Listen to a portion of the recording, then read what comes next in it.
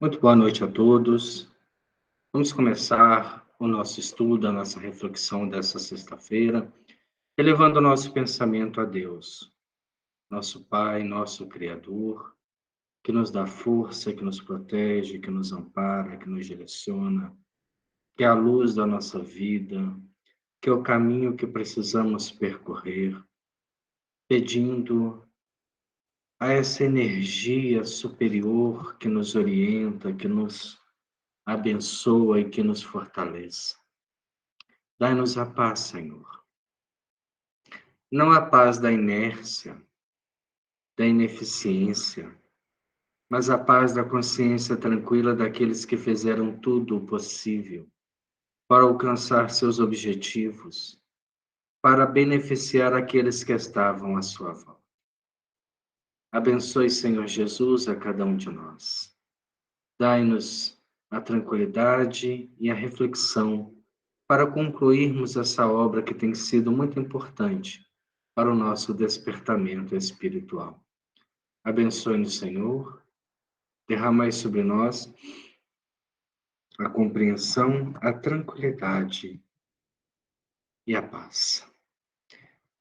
Muito bem, meus irmãos, essa semana nosso estudo ainda está gravado, né? A partir da próxima sexta-feira estaremos novamente fazendo o estudo ao vivo, com a possibilidade da gente estar interagindo, né, de forma maior. Nós estamos encerrando o capítulo 6º do livro, né, Devastação Invisível. E é aquele capítulo onde ela vai contar para nós as particularidades da sua mediunidade, as suas condições, por exemplo, de desdobramento, né, de todos os romances espirituais aos quais ela esteve incumbida. E esse último capítulo vem falando muito do romance Amor e Ódio, do personagem Gaston. E ela foi contando todo o desdobramento das suas percepções no mundo espiritual, dos registros acásicos, de tudo aquilo que ocorreu. E nessa parte final do capítulo, ela cita para nós algo interessante, dizendo o seguinte: não encerraremos o capítulo sem narrar o mais curioso fenômeno ocorrido na mencionada ocasião. Então, qual ocasião que é essa? É o livro Amor e Ódio. E nesse capítulo, nessa parte final, ela está narrando para nós, né, aquilo que ela achou de mais importante. No desenvolver do drama assim entrevisto, há uma festa, um baile, na residência de uma das personagens do romance, exatamente aquele Georges de Saint-Saëns, que encarna o homem de bem na moral da lição. A certa altura do referido baile a que assistíamos como se presente estivéssemos, a personagem central, que é Gaston da Bervelay, põe-se a cantar uma romanza aos sons da harpa, cujos versos de uma mestria e beleza patética ouvíamos e compreendíamos. Então ela está desdobrada no mundo espiritual e, estando lá, ela está assistindo um baile relativo ainda ao romance Amor e Ódio. E nesse baile, esse personagem central, que é Gaston, que ela vem citando desde o desdobramento e o encontro com ele, junto com Frederic Chopin e Espírito Charles, no mundo espiritual, ele começa a cantar uma poesia. E esta poesia, ela compreendia. Aí vem a questão. Perguntar-nos-ão, porém, se ouvíamos os versos em francês, que era a língua que estava sendo, né, naquele momento, executada, ou em português, visto que as personagens históricas eram francesas. Isso é uma curiosidade muito grande. Às vezes a pessoa fala assim, mas o espírito que chega, se porventura foi de uma outra nacionalidade, como nós vamos identificar a sua mensagem? De que forma que nós vamos entender aquilo que ele está falando? E se o espírito que incorpora ao médium, por exemplo, ele vem de alguma outra região do planeta, ou de um idioma talvez até desconhecido? E ela cita para nós essa questão.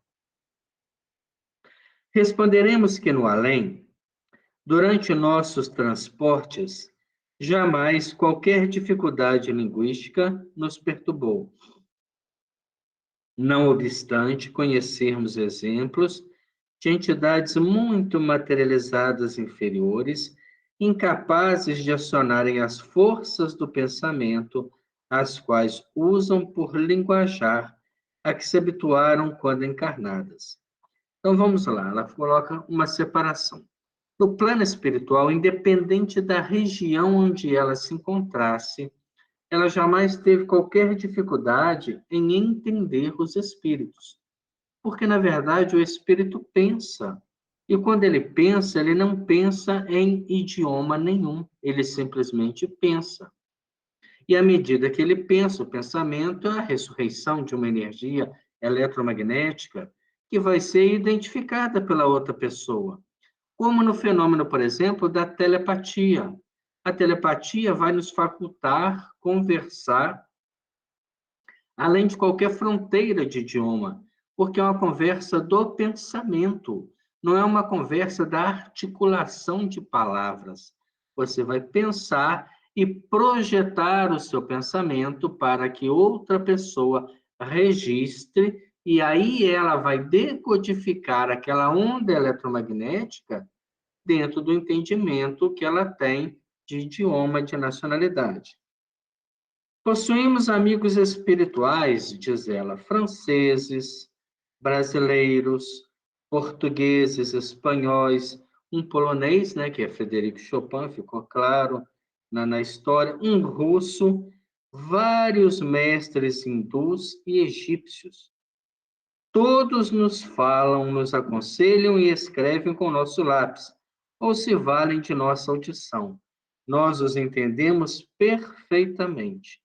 Transcrevemos o que dizem, mas não sabemos em que idioma falam. É como se ela escutasse dentro da mente. Nós temos a percepção que escutamos pelo ouvido, por um reflexo condicionado, como temos a percepção que enxergamos apenas com os olhos. Um vidente, ele pode ver por qualquer parte do corpo. Ele pode ver, por exemplo, alguém que passe por trás dele mesmo, porque não é o corpo que está vendo, é a exteriorização da sua aura que percebe. Então, ele pode ver em qualquer região, mas ele tem a percepção que viu com os olhos. Assim também é a audiência. Ele tem a percepção que está escutando com o ouvido, mas está escutando lá dentro do pensamento. O mecanismo, né, que ele está escutando é a percepção da onda sonora. E ela pode vir em qualquer idioma, porque ele vai decodificar a ideia. Então, não há problema nenhum de entendimento no mundo espiritual. Sabemos é que, acima de tudo, pensam.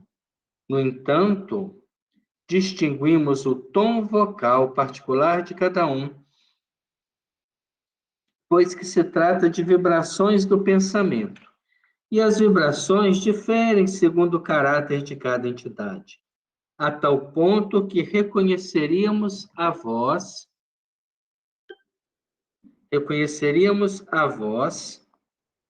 de uma delas dentre centenas de vozes. Isso aqui é interessante. Apesar de ser uma onda, ela tem uma frequência. E esta frequência torna-se o identificador daquela onda. É como se nós estivéssemos numa rádio, né, que é melhor, já que estamos falando apenas da percepção auditiva. E ali naquela rádio nós temos uma série de frequências. À medida que você vai alterando, né, a frequência, você vai percebendo ondas que estão em tons diferentes. Um tem um tipo de voz, um tem outro tipo. Um tem uma voz muito baixa, uma voz aguda, uma voz rouca, uma voz melodiosa. E você consegue, o próprio aparelho, o rádio, ele consegue fazer com que a gente identifique. Porque cada onda, apesar delas parecerem ser iguais, elas trazem particularidades da frequência daquele que emitiu. Assim, também somos nós no pensamento. A partir do momento que nós vamos reconhecer o pensamento de alguém, nós vamos identificar este pensamento pela frequência que ele é emitido. Então, é como se nós tivéssemos, por exemplo, dentro de vários mentores espirituais ou de vários espíritos que nos estimulam, que buscam, através do nosso pensamento, transmitir alguma mensagem, nós vamos ter a condição de identificá-los através da frequência destas mensagens. Ouvíamos, pois, e compreendíamos os versos da canção. Eis tudo. Então, no caso do baile, Gaston cantava em francês, ela conseguia decodificar na sua, né, audição, clara audiência, e entender perfeitamente, perdão, aquela mensagem. E como judiciosamente lembrou Allan Kardec, ninguém, e ainda menos um espírito desencarnado de ordem elevada, pensa neste ou naquele idioma. Pensa simplesmente. E aquele que possui percepções capazes de compreender seu pensamento, entendê-lo-á naturalmente. Até aí, ela explicou metade da questão. Porém, repetimos, espíritos inferiores, que foram de outras nacionalidades quando homens, já nos falaram em certos idiomas que não nos foi possível compreender. Cremos tratar-se esse fato de particularidades para novos estudos. Criaturas, às vezes, muito inferior, sem condições de transmitir o seu pensamento. Então, falavam e ela não conseguia entender o que eles estavam realmente precisando, o que eles queriam com ela. Entretanto, Charles atraía-nos para a beira do corpo carnal em letargia. Olha a sequência do fenômeno. Justamente quando a personagem Gaston cantava a sua romanza.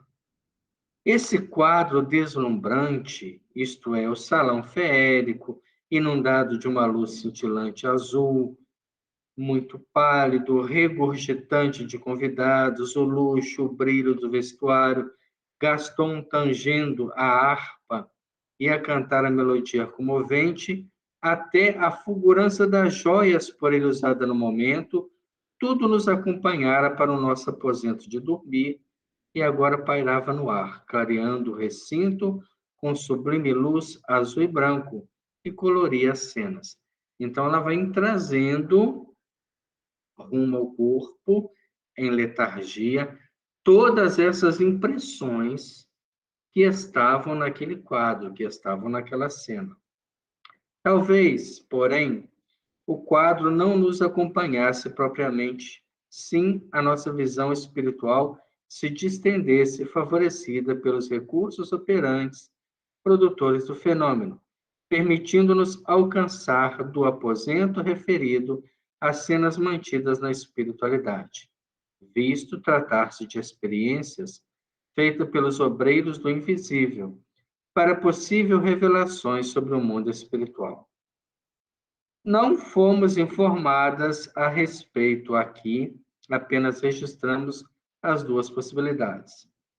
A proporção que os versos caíam da voz do artista, porém nós ouvíamos escritos agora em português.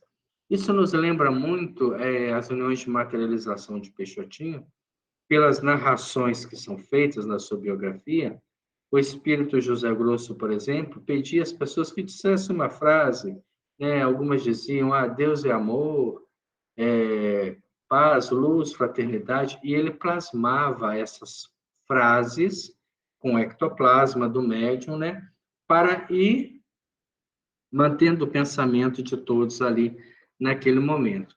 Então, no momento que ela vai descendo ao corpo físico, ela traz a impressão daqueles quadros que ela viu, ou tinha visão distendida, ela mesma disse, das duas possibilidades, mas agora ela via as frases escritas em português daquilo que estava sendo cantado no mundo espiritual. Pelo menos essa foi a tradução feita por nossa mente. Elas pairavam no ar, como em uma tela ao lado da cena e não abaixo. Como em cinematografia aparecem as legendas em enormes caracteres tipográficos estilizados como góticos, luminosos, irradiantes e tremuluzentes, como estrelas, parecendo estruturados em essências líquidas, igualmente brancos, com irradiações azuladas. E Charles ordenou, meio ansioso, revelando muita pressa: levanta-te, toma o papel e traça ligeiro esses versos. Olha o que ele está falando. Ela está adentrando o corpo físico, tendo a visão ali das telas, né, das projeções que estavam sendo feitas. E Charles fala com ela: levanta-te, pega o papel e o lápis e escreve. Não perca tempo.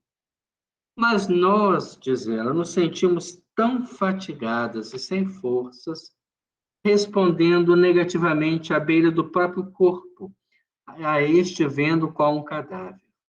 Não posso. Estou muito cansada. Não posso. E ele novamente insiste: sim, poderás. Levanta-te e escreve. Será a única forma de obteres versos do além, pois não és um médium poeta. Escreve. E ela, relutante, disse: não, não poderei. Amanhã, quando despertar, sim, escreverei. Ele insiste pela terceira vez, dizendo: será agora ou nunca mais. E manifestava ansiedade, talvez contrariedade, enquanto repetíamos: amanhã escreverei, prometo. Certamente. A delicadeza e a bondade desse afetuoso espírito não nos desejavam obrigar a novo sacrifício, que exigiria de nós maior porcentagem de esforços, pois não há dúvida de que ele nos poderia obrigar a atendê-lo. Na manhã seguinte, efetivamente despertando do prolongado transe, recordamo-nos incontinente do fato. Ainda recitando os versos e trazendo impressa na alma a melodia, que lembrava algo do primeiro movimento da sonata ao luar de Beethoven. Melodia que por mais de uma vez Charles nos tem dado a ouvir quando desses trances. Tomamos do lápis ligeira, excitada, recordando a advertência do termo amigo, pois conservamos sempre à cabeceira os utensílios de escrita justamente para tais circunstâncias. Todo médium deve ter à cabeceira da cama lápis e papel, caneta, para registrar impressões, sonhos, percepções, ajuda no seu próprio desenvolvimento da percepção espiritual. No entanto, a chama espiritual que nos acionava se apagara, porque nem um único verso da bela peça me foi possível traçar. Esquecemos-la completamente ao nos repossar definitivamente da matéria. Nem mesmo posteriormente, quando Charles se apresentou para escrever o romance, tal coisa foi possível. Lembremos que ela vem falando, né, que no mundo espiritual há uma diferença muito grande daquilo que ela via, daquilo que ela sentia e participava, do que aquilo que era, né, psicografado. Perdia-se muito da essência da espiritualidade. E aqui ela é testemunha dessa perda, porque ela estava no mundo espiritual, sensibilizada com aquilo que ele cantava, e quando ela então vai grafar aquela música belíssima, aquele poema, ela deixa para outro dia porque estava cansada, estava indisposta, o transe havia sido longo, e no outro dia ela não lembra.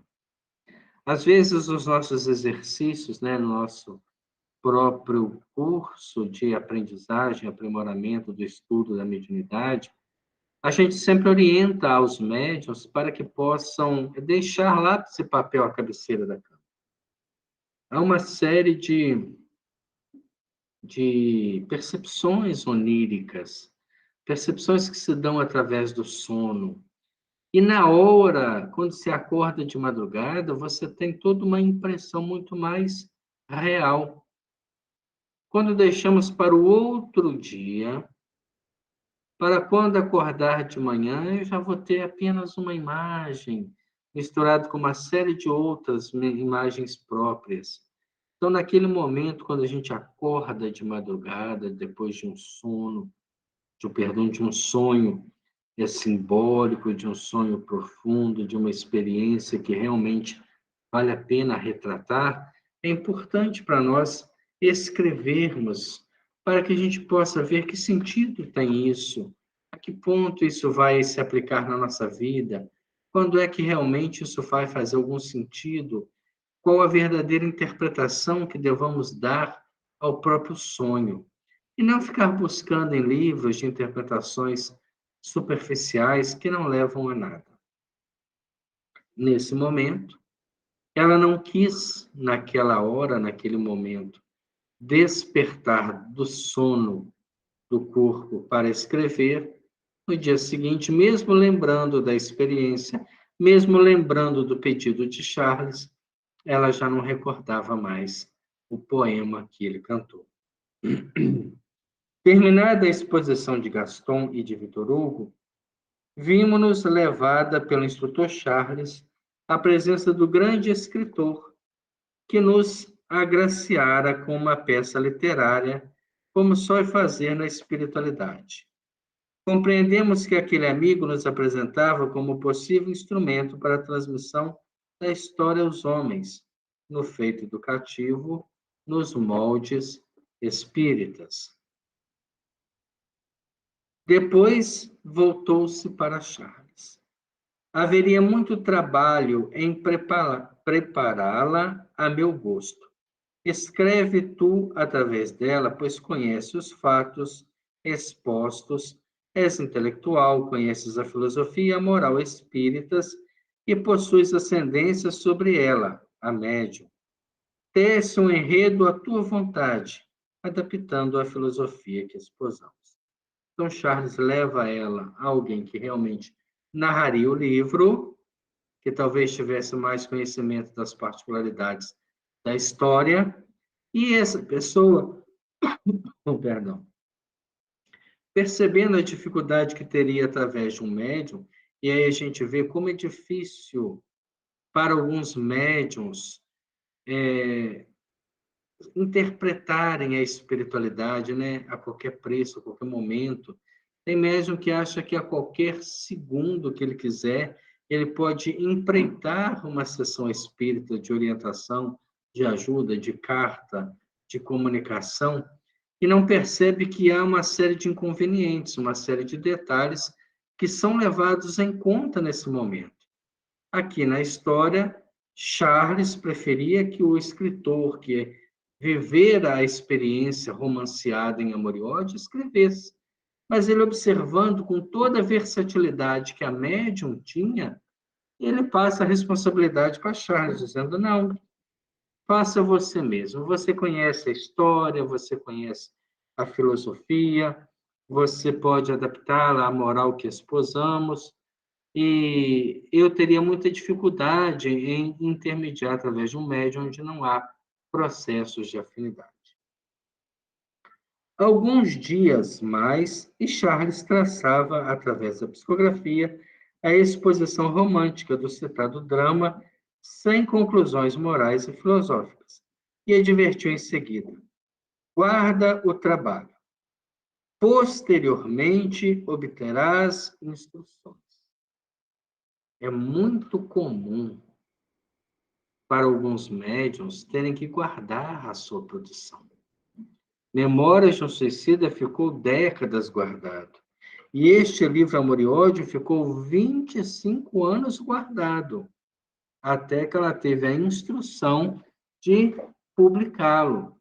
Então, a gente vê tanta pressa em publicação, médiuns que mal começam no exercício da psicografia, já querem publicar obras, querem publicar livros. E se você lê aquilo ali com espírito crítico, não tem conteúdo moral nenhum, conteúdo novo nenhum, estão repetindo reafirmações que já foram dadas, notificadas por espíritos que não precisam de novas interpretações. Nós precisamos estudar um pouco mais a doutrina para evitar precipitações desnecessárias que levam a divagações e acabam tornando a própria leitura da doutrina espírita uma leitura cansativa, uma leitura desgastante. Na verdade, nós precisamos sim ter uma boa ascendência espiritual, uma boa orientação, como ela teve nesse caso. Ele ditou o romance e disse: guarde o trabalho, não publique. 25 anos mais tarde, isto é, ao findar do ano de 1955, apresentou-se novamente esse amigo com as prometidas instruções. Fui incumbido de escrever definitivamente a história de Gaston. Ele se encontra reencarnado desde o ano de 1931 e certamente lerá a própria história nesse livro, porquanto também milita nas hostes do Consolador, já que, graças aos céus, perseverou no ideal espírita uma vez reencarnado. Então, Gaston, né, o personagem central do livro Amor e Ódio, reencarnou no Brasil em 1931. A obra foi autorizada para ser publicada em 1955. Ele já teria aí, né, 24 anos. Então, com certeza, por estar já na lide espírita, por ter reencarnado nesse meio, ele estaria lendo a sua própria história. Imagine o que seja isso, né? A pessoa lê aquele romance e parece que aquilo fala da sua própria vida, que, na verdade, está falando. É uma terapia de vida passada, porém, com um enfoque moralizado dentro da filosofia e da moral cristã. Então, seria muito bom acontecer isso, né? A pessoa poder ler a sua própria história. Com efeito, rapidamente, Charles reviveu um enredo romântico, adaptando-o à doutrina espírita.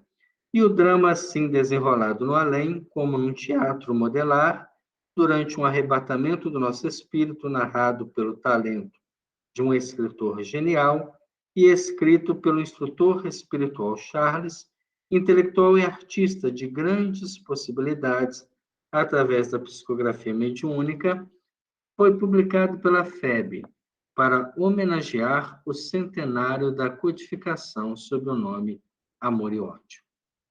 Quando terminada a leitura do livro, já impresso, nós o colocamos em nossa humilde estante. Amargo desapontamento adveio e murmuramos tristemente. Não transmiti fielmente o que os nobres expositores espirituais desejavam dizer aos homens. A obra escrita ficou muito aquém da realidade que me deram a presenciar no espaço. Meu Deus, a palavra dos espíritos, seus recursos criadores, são poderosos demais, demasiadamente intensos e lindos para que nós, pobres seres humanos, possamos realmente traduzi-los para a nossa imperfeita e tão rude linguagem terrena. Então, aí ela faz, né, um desabafo.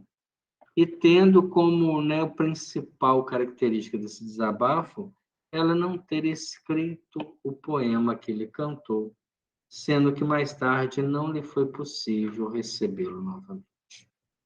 Assim, nós encerramos mais um capítulo desta obra, que é, na verdade, uma obra muito profunda da experiência. É um relato, é um desabafo mediúnico de alguém que está anos-luz na nossa frente, em trabalho, em dedicação, em percepção da espiritualidade, e pôde direcionar os seus recursos para o crescimento de cada um de nós através de uma obra mediúnica muito boa, muito profunda, muito real. Diferente de várias divagações que nós temos, as obras de Ivone Pereira são obras que mexem profundamente com a história, com as regiões da França, da Itália, da Espanha, do Brasil, e realmente com o conteúdo que pode transformar a nosso próprio entendimento sobre o processo mediúnico.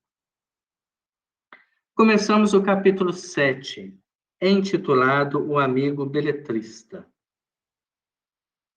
Sempre ela começa para nós com um enredo do Evangelho. E aqui ela vai citar Mateus capítulo 8, versículos de 8 a 11, quando está escrito o seguinte: De novo subiu o diabo a um monte muito alto e lhe mostrou os reinos do mundo e a glória deles. E lhe disse: Tudo isto te darei se prostrado me adorares. Então lhe disse Jesus: Vai-te, Satanás, porque está escrito: Ao Senhor teu Deus adorarás, e só a ele servirás. Então o diabo o deixou, e eis que chegaram os anjos e o serviram. Claro que essa citação de Mateus, né, ela é uma alegoria evangélica, né, muito ligada ao gosto oriental, noticiando, né, as prováveis insistências dos admiradores do Nazareno para que aceitasse o trono de Israel e se tornasse rei. Indicam ainda as tentações como que o mundo rodeia todos aqueles que se derem aos trabalhos e ideais divinos. Todos aqueles que se dedicam a uma obra, que estão renunciando por esta obra, seja o trabalho numa casa espírita, seja você se colocar à disposição de atender sofredores, de escutar, às vezes, as dores alheias, você começa a incomodar aqueles espíritos que não querem o progresso espiritual. A esses que estão contrários a esse movimento, essa metáfora evangélica fala muito bem. Eles querem que você busque o mundo, todos os prazeres do mundo, os descansos, os passeios, as viagens, os excessos. Não que não se deva permitir a viagem, o passeio com a família, a regeneração das próprias forças. Mas quando fazemos da nossa vida apenas a contemplação do nada, ao desencarnarmos, encontramos o fruto da nossa plantação. E o fruto do nada é o nada. Quando nós trabalhamos e plantamos algo de bom, eis que chegam os anjos e o serviram. Eis que chegam os anjos e nós poderemos, quem sabe, conviver com eles. Ela começa esse capítulo dizendo para nós: os mais ásperos testemunhos costumam ser exigidos dos médiuns antes que eles se decidam a assumir a tarefa, prestando-se a trabalhos de grandes responsabilidades. Se é que nos trabalhos mediúnicos existirão desempenhos de responsabilidades menores. Então, antes da gente tomar aquela decisão, eu quero, as provações são grandes, para desanimar, para tirar você daquele ímpeto, levando-nos a outras intenções, a outros valores, a outras questões. O mais importante é a gente não parar. Se eu quero, eu vou, eu me dedico, eu tenho disciplina, eu me obrigo, até porque a obrigação antecede a espontaneidade. Eu tenho que me obrigar a estudar, me obrigar a sair mais cedo, me obrigar a chegar mais cedo aos compromissos da casa espírita. Tem pessoa que quer sair de casa às 8 horas da noite para chegar às 5 para as 8 na casa espírita. Ainda não temos a máquina do tempo. Nós temos que sair com tempo, prevendo todos os empecilhos que possam surgir, principalmente nos dias de compromisso de ordem mediúnica. Porque se está estabelecido que a porta fecha 15 para as 8, a porta fecha 15 para as 8. Ela não fecha nem 16 para as 8 e nem 14 para as 8. 15 para as 8 você chegou, olhou, não vem ninguém, fecha e ali encerra a entrada dos encarnados. Isso é disciplina, isso é preservar o grupo mediúnico, porque chegam aqueles retardatários irresponsáveis com o horário e com a disciplina e fazem um tumulto e querem cumprimentar todo mundo, porque acham que reunião mediúnica é encontro social. Ah, como é que você está? Você está sumido. E eu sonhei com você essa noite, eu acho que você está pálido, você está doente. Fazem um transtorno disciplinar. Aí você vai falar com a pessoa, ah, mas isso aí é uma demonstração de afeto. Que afeto? Coisa nenhuma. Eu só queria mesmo saber do bem-estar do próximo, que eu chegasse mais cedo, que eu chegasse 15 minutos antes dos 15 minutos, que encerra ali o tempo. E aí eu converso, eu recebo, eu abraço, eu mato a saudade da pessoa, mas 15 minutos para começar o trabalho é meditação, é estudo, é prece, é disciplina mental para o trabalho que vai se desdobrar. A famosa iniciação, outrora exigida nas escolas de doutrinas esotéricas, para se formarem os oráculos, os profetas, as sacerdotisas, não seria certamente um mito, mas a necessidade que nos dias presentes parece clamar pelas atenções gerais, a fim de que o intercâmbio entre a terra e o invisível se exerça ainda com maior segurança e facilidade. Então, é importante uma preparação para aqueles que vão participar de um trabalho. Não é que você tem que estudar para ter mediunidade. Não, você tem que estudar para saber lidar com a mediunidade e saber quais são as disciplinas que regem aquele grupo, para que eu não seja o primeiro obsessor do grupo. Porque o obsessor é aquele que quebra a disciplina, é aquele que atrasa, é aquele que cria expectativa inválida, é aquele que cria mal-estar, que lida com indiferença. Esses já são os espíritos que precisam serem tratados. Se os médios estiverem no mesmo padrão vibratório que esses espíritos, o que eles estão fazendo ali? Que esperem a desencarnação e venham ser tratados. Reunião mediúnica é algo para a gente doar, é algo para a gente chegar bem. Tem médico que já chega arrastado. Ah, eu não estou bem. Ah, eu preciso de um passe. Eu não tinha nem que ter vindo. Porque é a mesma coisa que um médico que chegue ao centro cirúrgico precisando de uma cirurgia. Então, eu sei que aquele dia tudo vai condizer contra, eu tenho que estar acima disso, para ter equilíbrio. Nós precisamos de uma disciplina muito mais séria.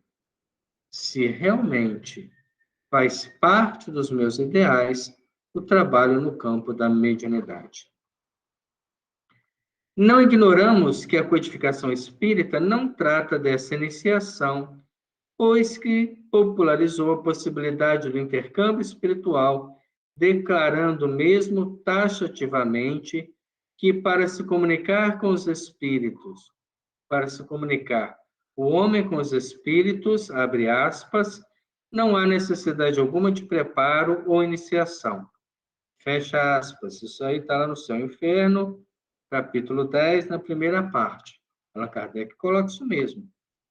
Não há necessidade de nenhum preparo ou iniciação, porque nós já conversamos com os espíritos e lidamos com eles mentalmente o dia todo. Eu não me preparo para isso. A partir do momento que eu penso, eu estou em comunicação com uma rede de pensamentos, de encarnados e de desencarnados. Agora, quando eu quero dar qualidade ao fenômeno mediúnico, aí eu preciso mudar. Aí as coisas mudam de figura. Aí eu preciso mexer no meu botãozinho de sintonia, para que a minha frequência alcance algo melhor, algo de conteúdo, e não divagações, profanações, mediocridade que nós temos tido muito no movimento espírita. Mensagens que falam, falam, falam e não falam nada. Apenas divagam. Nós precisamos de conteúdo. Há muito, mas muito mesmo a ser explorado. A espiritualidade demanda médiuns de qualidade para trazer as comunicações do terceiro milênio, obras novas, percepções, intercâmbios, e nós estamos aí presos ainda no passado, querendo ser aqueles médiuns, né, de movimentação, de fenômeno físico, né, numa necessidade muito grande de valorização pessoal, de reconhecimento da própria faculdade. Precisamos de terapia, com certeza. Realmente, para nos comunicarmos com os espíritos, não será necessário senão possuir dons mediúnicos. Todavia, os fatos e a experiência testemunham que para a mediunidade apresentar bons frutos, será preciso algo que poderemos classificar de iniciação.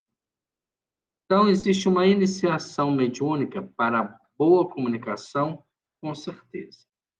Os instrutores espirituais, por sua vez, assim como os demais ensinamentos firmados pelos colaboradores de Kardec, são incansáveis em advertir os médiuns quanto a uma elevação de vistas no exercício da faculdade, uma renovação cuidadosa do próprio caráter, um critério e uma reeducação à base do Evangelho, que outra coisa não seriam senão uma iniciação, conquanto efetivada a revelia de imposições acadêmicas e inteiramente subordinada à vontade, ao esforço e ao discernimento do próprio médium, sem sequer o afastar da sua vida comum de relações, o que parece mais meritório, honroso do que as antigas iniciações realizadas sob o jugo férreo das academias e de doutrinas secretas. Então, ela coloca para nós, olha, existe sim uma iniciação mediúnica. Talvez a gente implante até este nome agora nas nossas reuniões, né, de educação da mediunidade, iniciação mediúnica. E a iniciação é você aprimorar comportamento, palavreado e pensamento sem deixar de ser humano. A mediunidade não existe apenas para os anjos. Ela é de domínio público. Então, todos nós podemos participar. As doutrinas secretas que ela que cita, né, exigiam dos iniciados, às vezes, a retirada da vida social, um comportamento místico, uma vestimenta que o diferenciasse de outros, como se ele fosse um eleito, alguém que estivesse acima, e esse não é o propósito. O propósito é estar no meio, é conviver com as pessoas, com as misérias, com o sofrimento, com a dificuldade, com os desejos, com a prosperidade, mas sem se contaminar, sem que isso seja mais importante do que a sua renovação. É ser a diferença onde você está, seja no seu trabalho, seja na sua casa, seja em qualquer ambiente onde você possa renunciar com o prazer de estar cedendo e não com aquela súplica interna, né, de ser um coitado, alguém que nunca tem vez. Não é bem por aí. A proposta é bem diversa disso tudo. Desconhecemos, diz Dona Ivone, se com os demais médiuns se passaram os fatos que conosco se passaram, marcando o estabelecimento definitivo de nossas tarefas mediúnicas. É possível, porém, que pertencendo como espírito a uma falange de iniciados orientais, como pupila e aprendiz que se reeduca sob a sua assistência espiritual, nada mais se verifique do que a tradição esotérica da iniciação, não obstante feita à sombra do Consolador e fora do seio de academias, pelo menos de academias terrenas, pois poderemos sim pertencer a escolas e academias espirituais, subordinadas às suas exigências e programações, ignorando-o, porém, durante a vigília, mas tudo abrangendo no estado de sono ou de transe. O que ela está falando aqui para nós? Livros missionários de André Luiz. Havia um curso de mediunidade realizado na Casa Espírita para encarnados, de 2 às 4 da madrugada. Os encarnados deixavam o corpo no descanso letárgico e eram convidados a participarem. Haviam inscritos mais de 300 e 10% apenas conseguia participar. Porque 10% se dedicavam a essa iniciação. Os outros 90% eram simpatizantes, eram pessoas que iam, que buscavam, que gostavam de assistir os fenômenos, mas não mudavam intimamente, não se aprimoravam. Então, estavam, né, sendo convidados, mas com certeza não seriam escolhidos, como a parábola bem nos diz. Nós, para podermos ser convidados e estarmos com a túnica nupcial, precisamos estar entre os iniciados, entre aqueles que começam as suas renúncias, principalmente as internas, que são muito mais difíceis. Controlar o pensamento, não se contaminar com julgamentos, com a indiferença, com a insatisfação, com a inveja, com interesse pessoal, com orgulho, com egoísmo. E quando eu começar a me preocupar em filtrar cada vez mais aquilo que eu penso, eu vou filtrar aquilo que eu falo. E aquilo que eu falo é a verbalização daquilo que eu penso. Aquilo que eu faço são as atitudes daquilo que eu penso, daquilo que eu sou. Então, quando eu começo a transformação de dentro para fora, consequentemente, nós vamos alcançando um estágio maior e podemos sair dessa fase de iniciação para aqueles que são iniciados nas tarefas superiores. O que sabemos é que, no que nos diz respeito, houve um verdadeiro trabalho de iniciação, o qual vem exigindo longo tempo de nossa perseverança e dedicação ilimitada, pois que não terminaram ainda os testemunhos exigidos pelos mestres espirituais, testemunhos que lembrariam o dos antigos pretendentes aos segredos esotéricos nas escolas de ocultismo do passado, E tais provas, tantos se realizam sobre a terra, ligadas ao acontecimento diário, como no invisível, durante os desprendimentos em corpo astral, a que nos tem obrigado os queridos instrutores. Então, há um processo de iniciação? Há.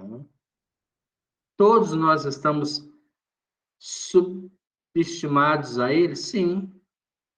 A partir do momento que eu me esforço, que eu dedico, que eu estudo, que eu trabalho, eu me candidato a ser um iniciado. E essa iniciação só termina quando há algum progresso espiritual conquistado. Se eu olhar hoje, o tempo que eu estou na doutrina espírita, ela me fez uma pessoa melhor. Eu consigo hoje ser mais compreensivo do que eu era. Eu tenho aproveitado esta encarnação, onde eu tenho a liberdade de agir, de falar, de andar, de concluir, de raciocinar de forma intensa. Então, tudo isso me faz ver se eu estou me esforçando para ser iniciado ou se eu sou apenas um candidato à iniciação. Alguém que aspira, mas que, na verdade, ainda não quer. Não é que não consegue, não quer. Não se esforça. Não se fere, não se lapida para tirar uma pedra preciosa que está escondida dentro de si mesmo. Silenciaremos quanto à natureza de muitos testemunhos terrenos, não os confundindo, embora com as provações e os resgates oriundos de deslizes do pretérito reencarnatório que nos foi necessário expurgar definitivamente numa como renovação de valores indispensável ao nosso progresso normal, como ao mandato mediúnico. Apenas adiantaremos como curiosidade a ser examinada pelo leitor que os mesmos testemunhos, espécie de exame prévio de um candidato a um curso escolar, se constituíram de provas e de firmeza, e equilíbrio em todas as contingências sedutoras da vida humana, ou seja, de todas as tentações risonhas que tendesse a nos desviar da boa rota, de dificuldades e peripécias, não faltando nem mesmo a tentação brutal do próprio roubo. Tais testemunhos foram admiravelmente dosados e seriados pelos instrutores espirituais, tal como se verifica nas provas em uso e nos institutos de ensino. Olha o que ela está colocando para nós. Quantos serão os nossos testes? Na nossa profissão, somos éticos? Nos nossos relacionamentos, somos éticos? Eu sigo o dever moral do capítulo 17 do Evangelho segundo o Espiritismo, aquele que fala que ele começa quando eu ameaço a felicidade e a tranquilidade do próximo. E termina no limite que eu não quero que ninguém ultrapasse a meu respeito. Pensemos nisso. Estamos chegando, mais para a parte final dessa obra, e ela começa a chamar-nos a atenção. Nós queremos realmente? Nós somos criaturas que estão buscando essa iniciação? Tais testemunhos foram admiravelmente dosados e seriados pelos instrutores espirituais, tal como se verifica nas provas em uso nos nossos institutos de ensino. Custaram-nos eles os testemunhos de uma vida inteira, de atribulações e lágrimas, de sacrifícios, de desilusões e renúncias, e devemos confessar aos que nos leram que todas as provas que tivemos de oferecer a doutrina do Mestre para poder ser admitida como cooperadora no corpo de servidores investidos de tarefa, também no invisível, a mais difícil e a mais penosa para o nosso caráter ainda inferior, foi a do perdão. Com certeza nós vamos parar nesse ponto, né? Começa a ficar interessante novamente o capítulo. Com certeza a nossa vida ela é marcada pelas experiências que nós mais precisamos passar.